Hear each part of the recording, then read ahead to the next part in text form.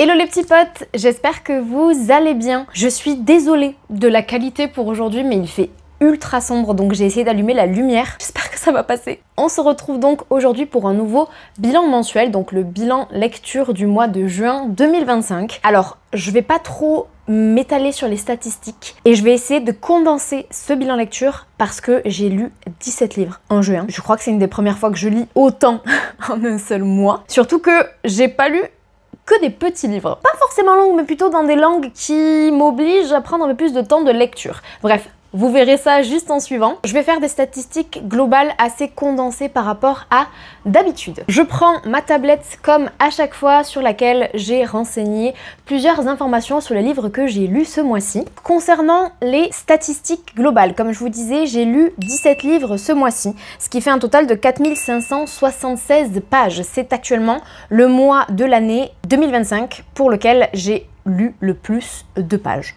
Le plus de livres, le plus de pages, le plus de tout. Ce mois de juin a une note moyenne de 3,76. C'est pas ma meilleure moyenne, mais c'est clairement pas non plus la pire que j'ai pu avoir, donc je vais dire que c'est un mois assez satisfaisant niveau lecture. Il y a eu des très bonnes choses, il y a des choses qui m'ont un petit peu moins plu, mais de façon générale, j'ai le sentiment d'avoir passé un très bon mois de lecture. Sur ces 17 livres, j'en ai lu 2 en espagnol, ce qui explique pourquoi est-ce que certains livres m'ont pris un peu plus de temps, 3 en anglais et tout le reste en français. Ce qui peut aussi du coup expliquer pourquoi est-ce qu'il y en a certains que j'ai lus beaucoup plus rapidement. Parce que les derniers mois, c'est vrai que j'avais lu pas mal en anglais, ce qui mine de rien prend un peu plus de temps que de découvrir des romans en français pour ma part. Sur ces 17 livres lus, j'ai lu 6 BD et les 11 autres livres sont des romans ou des recueils de poésie. Je vais peut-être terminer par ça concernant les statistiques et ensuite on va passer directement à mes avis pour les livres concernant la source de ces livres, d'où est-ce qu'ils proviennent. J'ai lu 4 livres provenant de la médiathèque, donc qui étaient des emprunts. J'ai lu 5 services de presse et tout le reste c'était des livres de ma palle. Et juste concernant les genres lus, j'ai lu un petit peu de tout, mais principalement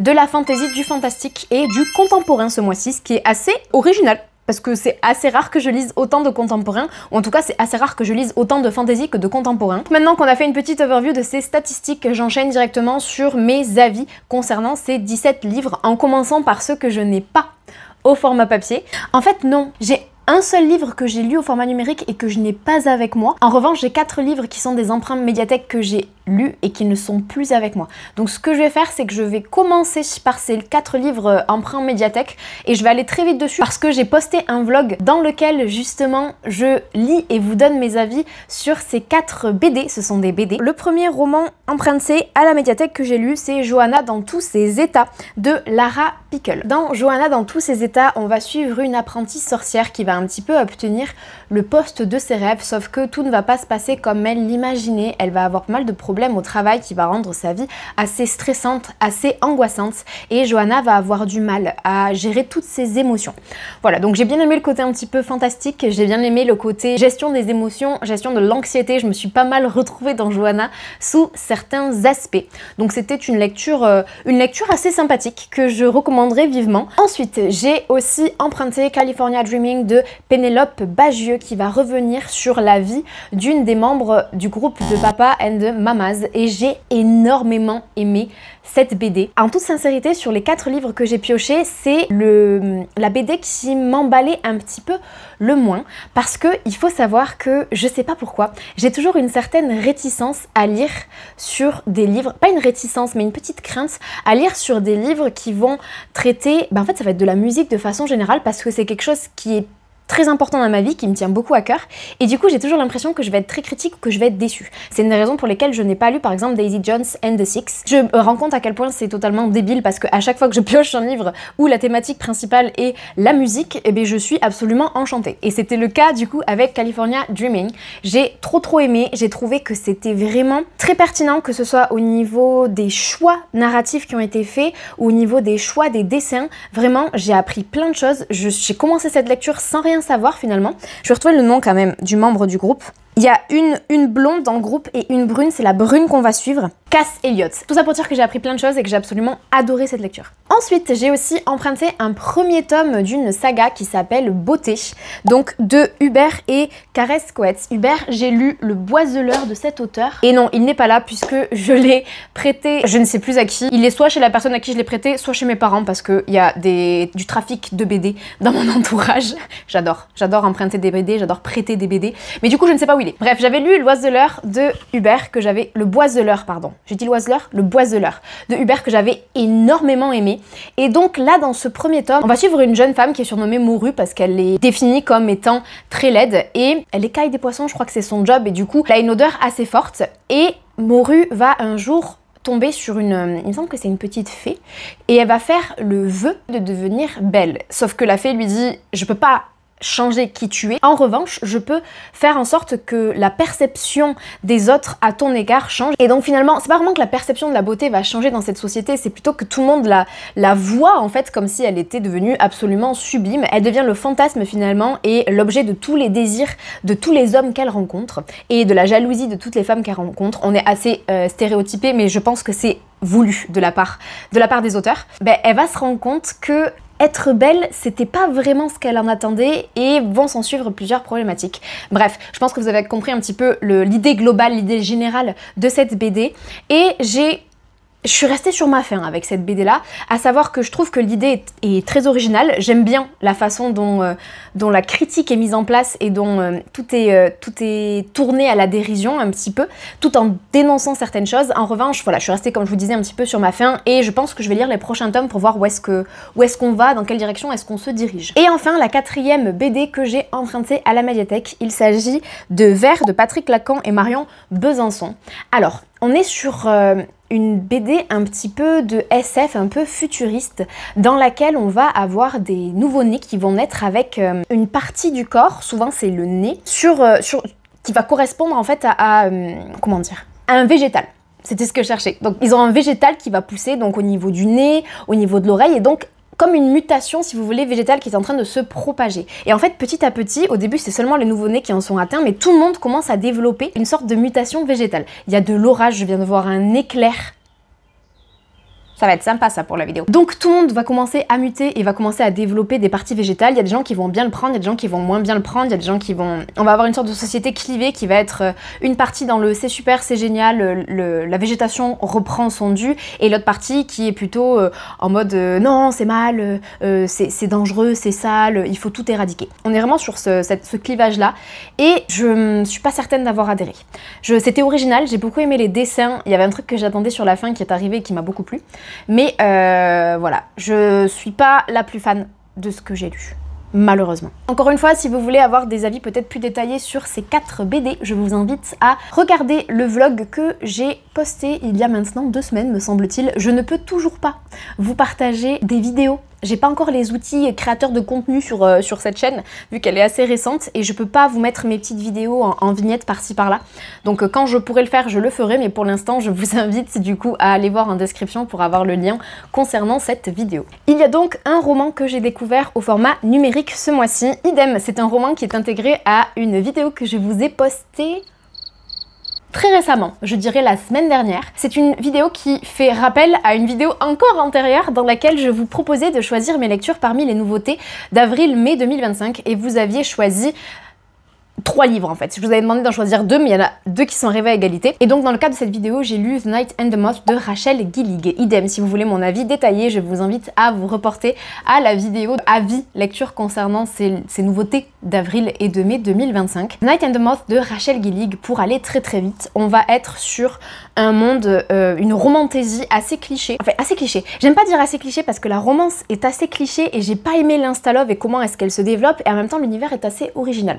Donc on est un peu sur un mélange des deux. On est dans un monde où on a donc des devineresses qui sont au nombre de 6 qui vivent isolées dans une sorte de cathédrale, qui vont se noyer, et le fait de se noyer dans une sorte de source un petit peu magique va leur permettre de rentrer en contact et d'obtenir des messages de la part des omens. C'est des sortes de dieux si vous voulez dans ce monde-là. Et donc Six, qui est la 6e devineresse, elles sont chacune appelées par un numéro, donc elle c'est la 6e. Six va un jour se noyer afin de savoir si le nouveau roi qui vient d'arriver a les faveurs faveur de ses omens ou non. Il se trouve qu'il n'a pas les faveurs de ses omens et ce roi est arrivé avec un chevalier un petit peu bizarre qui l'attire un petit peu et donc il y a un bail qui va se développer donc entre Six et ce chevalier. Je vais essayer d'aller ultra condensé. Donc un bail qui se développe entre Six et le chevalier et en parallèle Six et ses camarades devineresses arrivent à la fin de leur période d'embauche en tant que devineresses, on va dire ça comme ça, et donc elles vont retourner à la vie en société si vous voulez, sauf que à l'aube de partir, les devinesses commencent à disparaître les unes après les autres jusqu'à ce qu'il ne reste plus que Six. Six va s'échapper avec ce chevalier qui lui plaît bien pour essayer de comprendre où sont passés les autres et on a plusieurs histoires entrecroisées qui vont apparaître avec ces histoires de omens, des choses qui sont un petit peu cachées et par la cathédrale et par le roi. Bref, on a plein d'histoires comme ça et d'intrigues qui se croisent. Dans l'idée, j'ai bien apprécié et j'ai bien aimé la fin qui m'a beaucoup surprise. C'est-à-dire que j'espérais que ça finirait comme ça et ça finit mieux que ce que j'espérais. Mais dans les faits, j'ai pas accroché à la romance et j'ai trouvé par moments l'univers, on va dire, pas très graphique et j'ai eu du mal beaucoup à m'imaginer les scènes. En revanche, on a une gargouille qui est un personnage secondaire qui est absolument excellent. Tant qu'à vous avoir parlé donc de The Knight and the Moth, qui était un des livres, une des nouveautés d'avril et mai 2025 que vous m'avez fait lire, je vais aussi vous donner mon avis sur What Happens in Amsterdam de Rachel Lynn Solomon que vous aviez aussi sélectionné. C'est une romance dans laquelle on va suivre donc deux trentenaires qui ont eu une histoire lorsqu'ils étaient adolescents puisque Wouter est hollandais et que lorsqu'il était en terminale, me semble-t-il, il est parti pour un échange d'1 an dans une famille d'accueil aux États-Unis et qu'il est tombé dans la famille de Danny. Et donc ils vont avoir une histoire ensemble et puis Wouter va partir et ne plus jamais lui donner de nouvelles. Donc ça s'est terminé de façon assez brutale pour tous les deux. Et des années plus tard, Danny ne se plaît pas dans sa vie, ne se plaît pas dans son travail. Elle décide donc de partir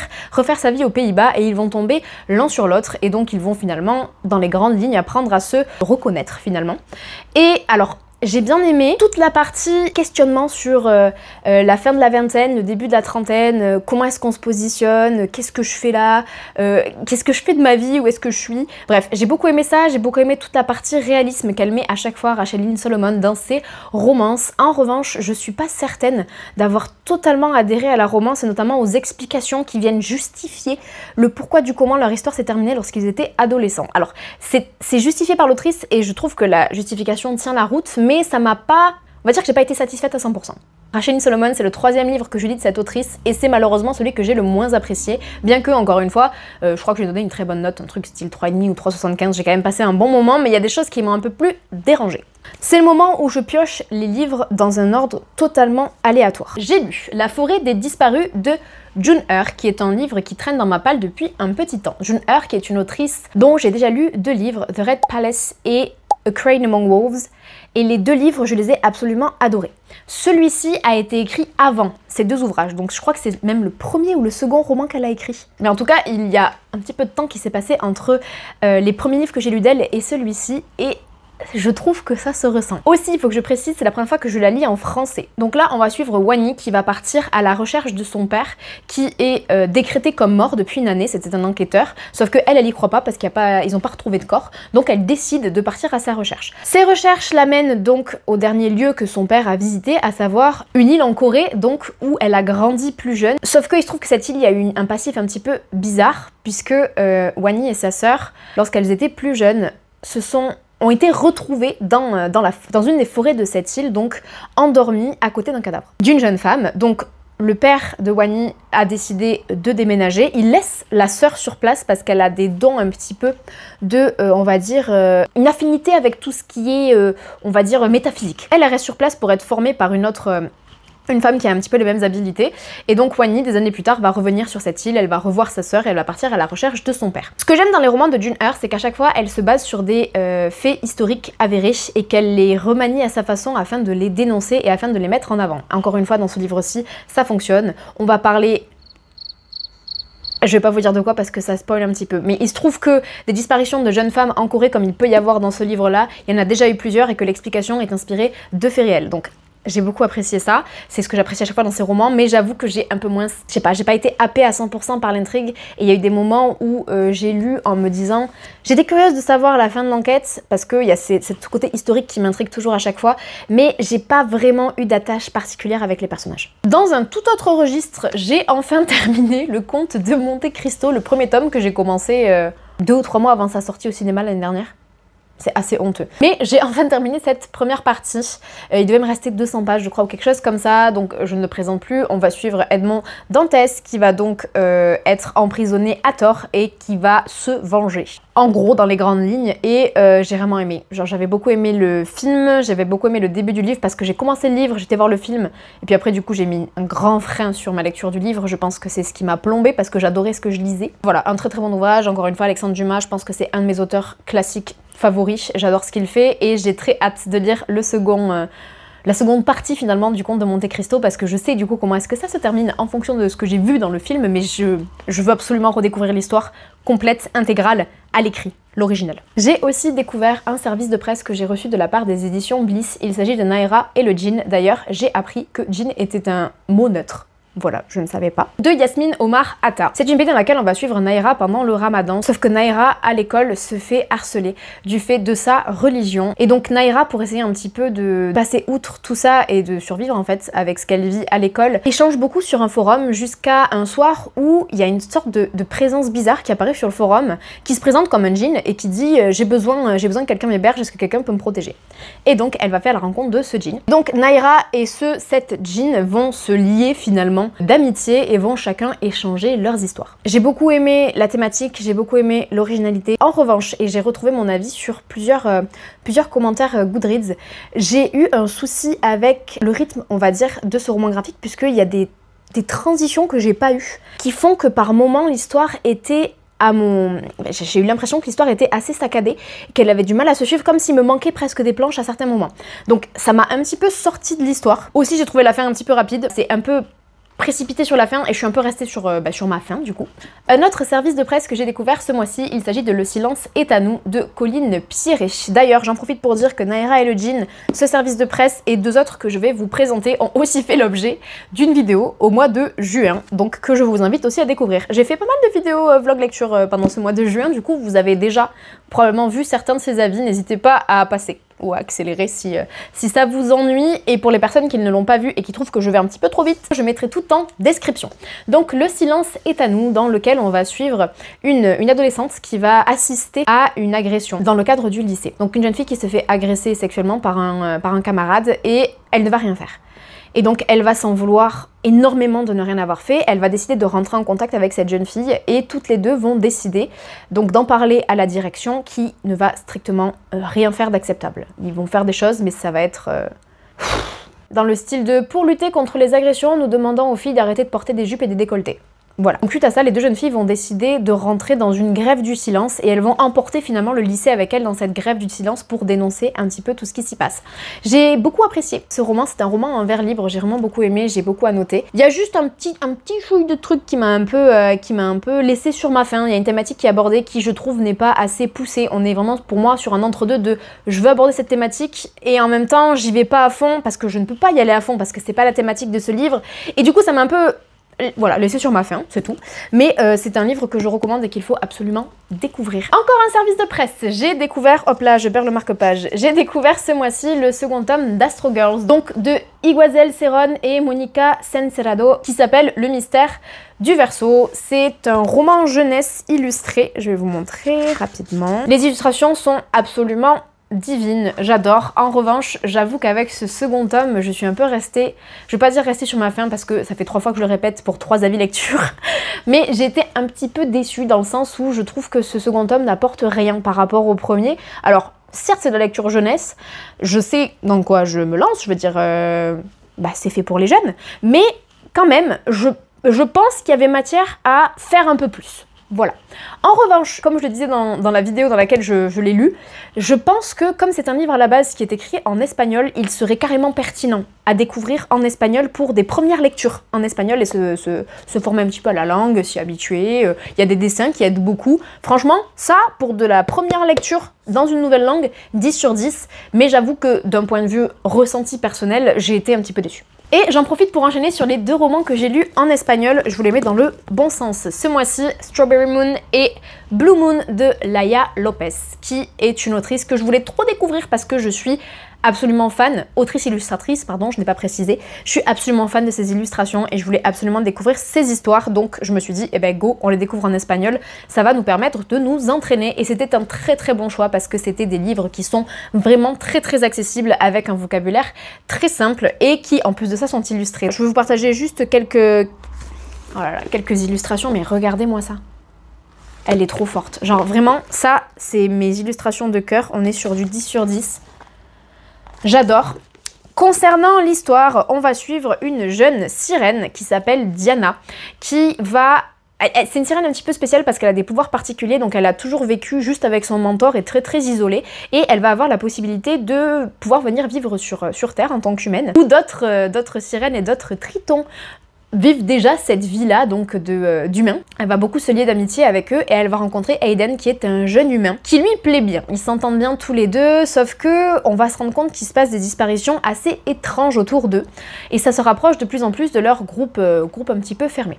Voilà, pour le plot un peu principal de l'histoire. Alors, franchement, on n'est pas sur une histoire qui va révolutionner le genre, hein. On est sur un truc ultra bateau. C'est assez chouette, assez cool, mais sans plus quoi. C'était top pour de la lecture en espagnol. En revanche, je suis pas certaine de vous le recommander en français. J'ai aussi découvert 2 recueils de poèmes. Le premier, il s'agit de Et pourtant, je m'élève de Maya Angelou, que je voulais absolument découvrir depuis un petit temps et que j'ai vraiment beaucoup aimé. Alors il y a des poèmes bien évidemment que j'ai aimé plus que d'autres. Il y a aussi des chansons qui sont intégrées à ce recueil-là. Dans ce recueil, elle va principalement se concentrer sur tout ce qui touche aux droits civiques. Elle va nous parler de féminité, elle va nous parler de racisme, elle va nous parler d'intégration, elle va nous parler de plein de choses, d'amour aussi, de rupture, de rêves brisés, comme on nous dit dans la 4e de couverture. Il y a plein de thématiques qui sont abordées, très fortes, parfois très crues, mais j'ai beaucoup apprécié et ce qui est très chouette dans ce recueil, c'est que on a une double page avec sur la page de gauche le poème en anglais et sur la page de droite le poème en français et j'ai beaucoup aimé parce que j'ai réalisé qu'il y a vraiment des poèmes que j'apprécie plus en anglais qu'en français. Il y a des poèmes pour lesquels, peu importe la langue, ça me fait ni chaud ni froid. Et il y a des poèmes que je comprends mieux en français encore maintenant. Comme quoi, jamais totalement acquis ce langage anglais. Il faut se battre pour réussir à totalement tout avoir. Mais c'était super top de le découvrir sur ce format-là. Je vous le recommande grandement du coup, pour information, et j'ai ajouté des livres de Maya Angelou à ma wishlist. L'autre recueil de poèmes que j'ai découvert dans un registre totalement différent, il s'agit de Lovergirl de Regan Forman-Wall, qui m'a été envoyé par les éditions Flammarion en service de presse.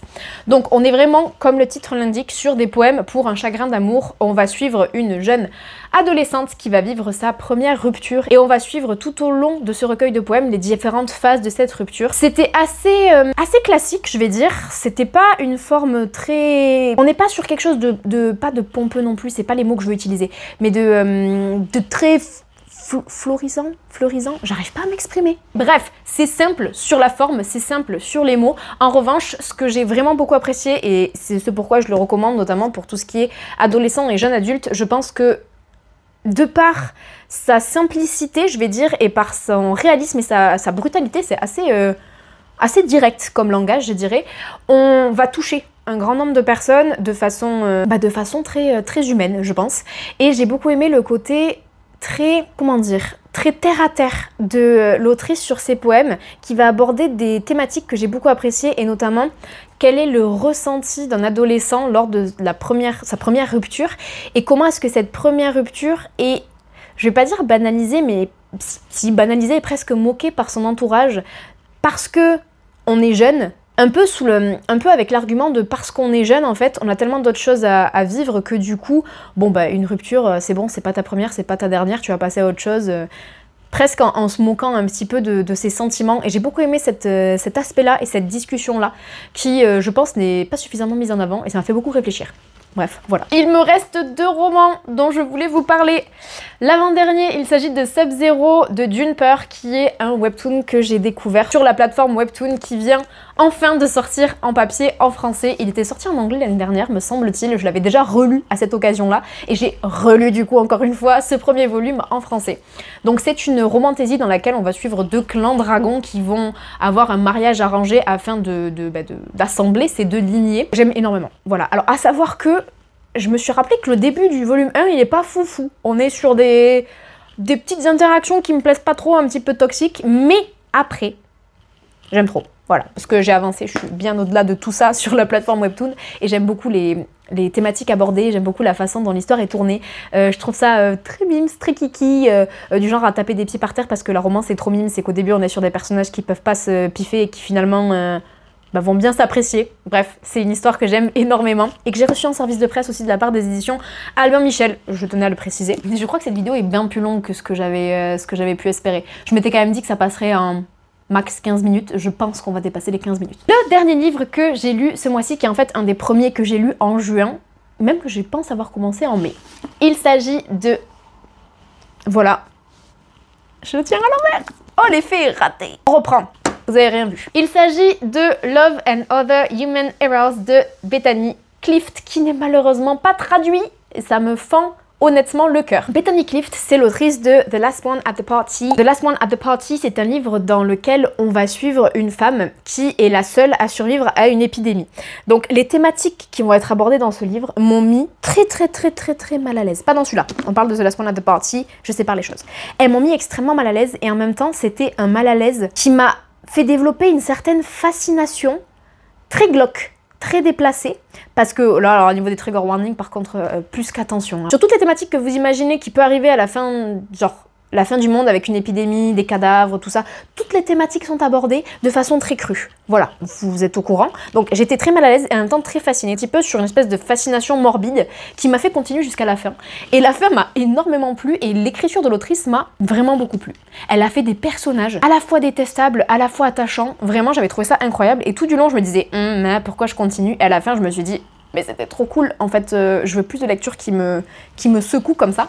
Donc j'ai lu le second et seul roman qu'elle a écrit, à part celui-ci, sans savoir de quoi ça parlait. J'ai commencé en me disant, oulala, je crois que c'est pas fait pour moi, et en fait j'ai absolument adoré, je lui ai mis 4,5 ou 4,75 arrondi à 5 parce que j'ai trouvé que c'était excellent.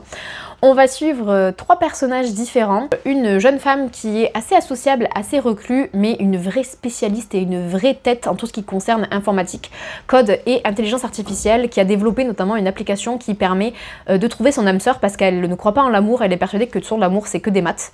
On suit un jeune homme qui est récemment devenu veuf, je crois, 1 an auparavant, et qui... Enfin, je dis jeunes gens à chaque fois, mais ils ont tous la trentaine, hein, je tiens à préciser. Un veuf qui, du coup, va avoir changé drastiquement de comportement au travail, c'est-à-dire qu'à la base c'est quelqu'un qui était passionné par son travail, extrêmement doué aussi dans tout ce domaine informatique et qui du coup va décider de plus travailler du tout et pour faire en sorte qu'on lui lâche la grappe, il s'intéresse aux gens, il devient ultra solaire, il bombarde les gens de questions et comme ça tout le monde l'apprécie et tout le monde le laisse tranquille. Et une troisième personne qui bosse aussi dans la même entreprise que notre monsieur, qui elle a fondé une famille avec sa femme, elle vient d'avoir une petite fille, elle est vraiment accro au travail à tel point que la question se pose de est-ce que je suis pas en train de faire passer toute ma vie pro vraiment trop avant ma vie perso. En gros on a ces 3 profils là et notre premier profil de personne très recluse, très forte en informatique va vendre à l'entreprise dans laquelle travaillent les 2 autres personnes son application pour trouver l'âme sœur, sauf que ça va être complètement détourné, c'est pas du tout ce qu'elle voulait, on va lui faire du chantage. Et vont s'en suivre plusieurs interactions entre ces 3 personnages, donc ça va parler d'amour, ça va parler du fait de grandir, ça va parler de vie pro, de vie perso, j'ai trop aimé. Franchement j'ai trop aimé et surtout ce qui a fait que vraiment le livre est passé au-dessus, c'est les personnages secondaires. On est sur 2 en particulier, 3 on va dire, qui m'ont beaucoup plu. Un SDF avec son chien, ça fait 2, et une intelligence artificielle. Ces 3 personnages là, je les ai aimés d'amour, je n'en dis pas plus, mais s'il vous plaît, si vous lisez en VO, découvrez ce livre, il est exceptionnel. Autant le premier, The Last One at the Party, il est vraiment space, autant celui-là, il est trop bien. Écoutez, voilà pour ce bilan lecture du mois de juin. Il était assez conséquent parce que j'ai beaucoup lu, j'en suis ravie parce que du coup, j'ai vraiment foutu un sacré coup à ma palle, d'autant plus que, vous le verrez dans mon book haul, j'ai un peu acheté, mais beaucoup d'occasions. J'ai acheté un seul livre neuf et j'ai reçu très peu de services de presse. Mais j'avoue qu'au niveau achat d'occasion, comme j'ai pas mal fait de tri dans ma bibliothèque, j'ai beaucoup vendu et donc j'ai littéralement réinvesti dans d'autres livres d'occasion. Bref, vous découvrirez ça dans le book haul qui devrait arriver la semaine prochaine ou la semaine encore d'après, mais avant la fin du mois de juillet. J'espère du coup que cette vidéo vous aura plu. N'hésitez pas à venir me dire en commentaire si vous avez découvert certains de ces livres, s'ils vous ont plu, ou si au contraire vous avez envie d'en ajouter certains à votre wishlist. N'hésitez pas aussi à venir me partager en commentaire votre meilleure lecture du mois de juin 2025. Et puis écoutez, en attendant une prochaine vidéo la semaine prochaine, je vous souhaite un très bon week-end et je vous dis à très bientôt pour une nouvelle vidéo. Salut!